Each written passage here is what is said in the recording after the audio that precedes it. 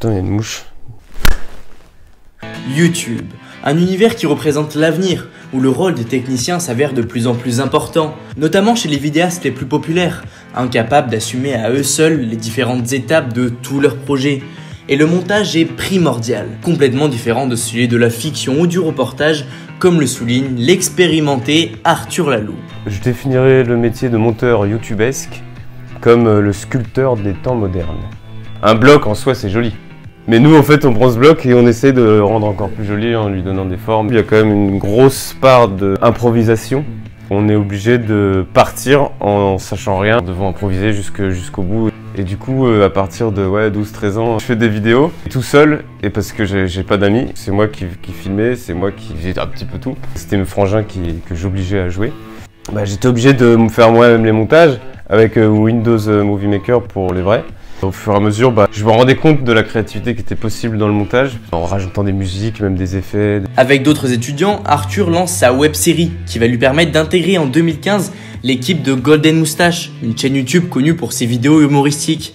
Et c'est à ce moment qu'il fera une rencontre inoubliable avec McFly et Carlito, youtubeurs parmi les plus influents en France aujourd'hui, suivis par plus de 5 millions de personnes. La première réunion, il y a donc moi et deux tarés qui s'appellent McFly et Carlito, des showman, tu vois, genre. On s'est assez vite entendus et on était assez vite complémentaires.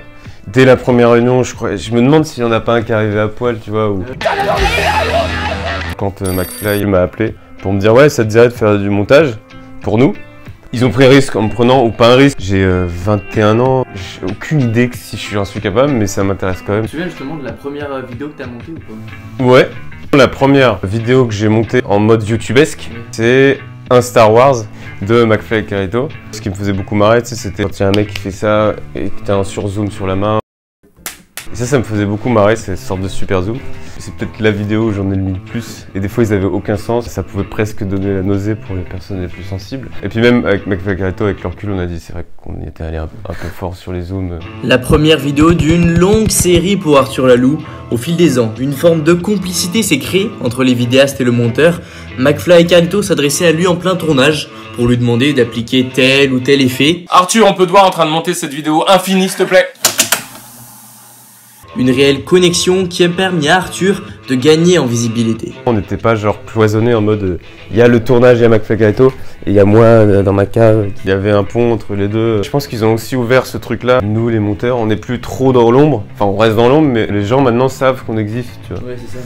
On le voit dans les commentaires YouTube, je pense qu'il y a 3-4 ans c'était pas le cas. Et ça c'est super gratifiant. Si je suis là c'est juste parce qu'ils ont décidé, ils auraient pu ne pas le faire, mais ils ont dit vas-y t'es cool, donc on va te montrer un peu à l'image. On va dire aux gens voilà, c'est en partie grâce à lui que nos vidéos sont comme ça, avec ce style, cette idée de partage et de bienveillance qui est assez agréable. La première apparition d'Arthur dans les vidéos de McFly et Carlito, c'était dans Méli Mélo avec Big Flo et Oli. La vidéo fait plus de 10 millions de vues. Il est alors devenu l'un des seuls monteurs reconnaissables dans la rue. J'ai eu une fois un mec qui est venu me voir et qui m'a proposé du taf. Parce qu'il m'avait reconnu de McFly et Carlito. Quand je suis allé en vacances, pendant un mois en fait on me reconnaissait souvent, j'ai fait ah ok d'accord. Bon, après j'ai assumé en créant ma propre chaîne pour me marrer, tu vois. Ça a fait 500 000 vues en une semaine, parce que c'était complètement absurde quoi pour moi. Depuis janvier 2019, Arthur ne tient plus ce rôle de monteur de McFly et Carlito. Ses projets personnels devenaient incompatibles pour rester monteur à temps plein.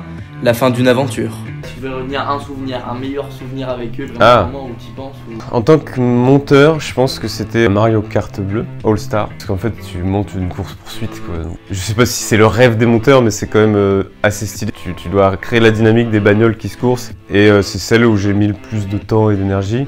Ils m'ont proposé, ils ont dit mais on peut te mettre un autre monteur pour te relier. Et je me suis dit non, je vais que dormir 4 heures. Taisez-vous! Il y en a pas un que tu préférais entre les deux? Ça dépend de la journée. Quand je suis d'humeur, j'ai envie de voir un homme nu, je préfère Carlito.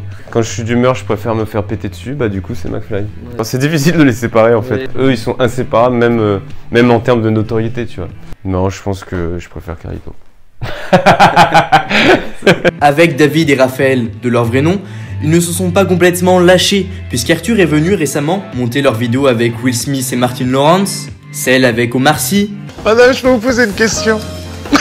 t'as vu? Pourquoi faire? Mais également la vidéo avec un duo d'humoristes qu'il affectionne tout particulièrement. On est tous les trois fans absolus du duo Eric et Ramzy. On s'était dit, bon, même si j'arrête le montage, si jamais vous avez Eric et Ramzy, vous me rappelez. Je veux monter la vidéo avec Eric et Ramzy. Et du coup, je suis très content, je suis très fier et heureux de cette vidéo. J'ai pas arrêté parce que ça me plaisait plus, j'ai arrêté parce que j'avais envie de faire d'autres trucs. Symboliquement, j'avais fait de 3 millions à 4 millions d'abonnés.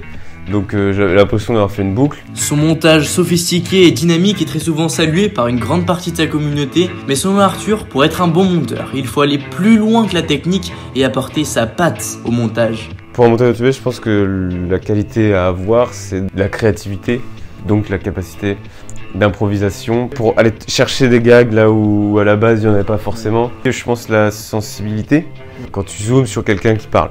Quelqu'un qui serait pas sensible, il le mettrait au hasard. Par contre, quand tu es un peu sensible et que tu vas chercher justement qu'est-ce qui est dit et pourquoi et comment, ça veut dire quelque chose, tu vois. Bon bah là, par exemple, McFly, il est en train de dire à son public qu'il l'adore. Bah, je cadre pour pas qu'on voit Carito parce que c'est un moment entre McFly et son public. Savoir quand est-ce que tu coupes la musique pour que ce soit drôle ou parce que justement c'est sincère, du coup pour pas, tu vois, casser le rythme et casser l'émotion qui pourrait être là. En fait, c'est aussi l'un des trucs les plus durs dans le montage, c'est le sacrifice, tu vois. C'est qu'est-ce que tu vires. Il faut raconter un truc, tu vois. Il faut se dire, ah ben là je m'ennuie. Ou ah là je comprends pas, ou là c'est pas drôle. En tant que spectateur, tu vois, que tu peux passer donc 3 heures à essayer un truc, tu vois, un effet, et regarder, faire ça marche pas.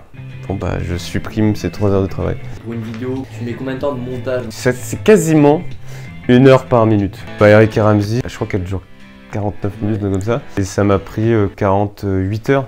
Juste t'es devant un écran pendant au moins 4 heures d'affilée, tu peux péter un plomb. Le truc, c'est qu'avec McFly et Carito, ça rendait pas plus fou que ça, puisque à chaque semaine, ils apportaient un nouveau truc. Une semaine, je montais une course-poursuite. Une autre semaine, je montais des mecs dans une forêt avec des flingues. Quand même, entre guillemets, un métier assez dur, parce que c'est très très répétitif sur la façon de faire. Pas forcément sur ce que tu fais, mais bon, bah voilà, t'as les mêmes touches, tu vois, toute la journée, t'es au même endroit. Pour s'aventurer dans le monde du montage, les voies possibles sont nombreuses. Arthur, lui, a eu un bac L, option cinéma. Mais je l'ai qu'une fois, moi. Il s'est ensuite inscrit en licence d'études cinématographiques et audiovisuelles, mais a triplé sa L2. Non pas parce que j'étais nul, enfin un peu quand même, mais je suis là donc je regrette pas plus que ça, mais je conseille aux gens de faire des études. Non, je peux pas en parler, mais oui, j'ai quand même des trucs qui vont arriver. C'est peut-être la nuance avec YouTube et le reste, c'est que YouTube, t'as une idée et avant que le mois soit terminé, ça se trouve elle est déjà diffusée. Là où télé, ciné, entre le moment où t'écris ton truc et le moment où c'est diffusé, c'est 3 ans. Comme moi, je commence un peu à naviguer aussi là-dedans. Donc j'ai hâte que peut-être qu'on dise que je suis autre chose que monteur de McFly et Carito. Là, je disais un peu que je montais plus pour vous, mais si jamais un jour vous avez Shabba, je veux bien faire le montage.